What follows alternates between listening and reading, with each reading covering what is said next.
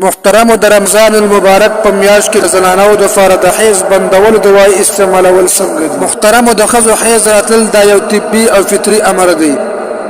اسلامی شریعت په دې وخت کې خزه معذوره ګڼلې. په دې وخت کې په دې باندې شریعت د عبادت ذمہ داری نه د اخودي. د دې وجنه حکیمانو او سیاستدانانو حیض د خزه د فار د صحت او تندرستۍ نه ګرځولې ده.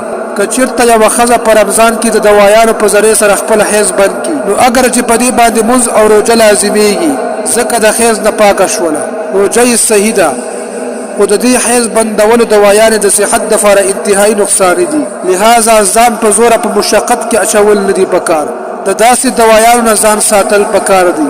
بعضې زنانه دا سوچ کوي چې د رمضان په میاشت کې د روزو نیولو سبب زیات دی ځکه دوی د حیض بندولو لپاره دوايي استعمالوي چې د رمضان المبارک روزي پوره ونیسمه نو دوی ته دا ویل پکار دي چې حیض راتل غیر اختیاري سیز دی. د حیض راتلو په وخت کې شریعت خزه معذوره ګڼلې او په صحیح احادیثو کې هم دا خبره ذکر شوې ده چې کله د چانه د عذر په وجه عبادت پاتې شي نو بیا دته د دې ثواب پوره حاصلېږي. نو که دا په نورو میاشتو کې د دې روزو قضا راوړي نو الله جل شانه ورته بیا هم پوره ثواب ورکړي.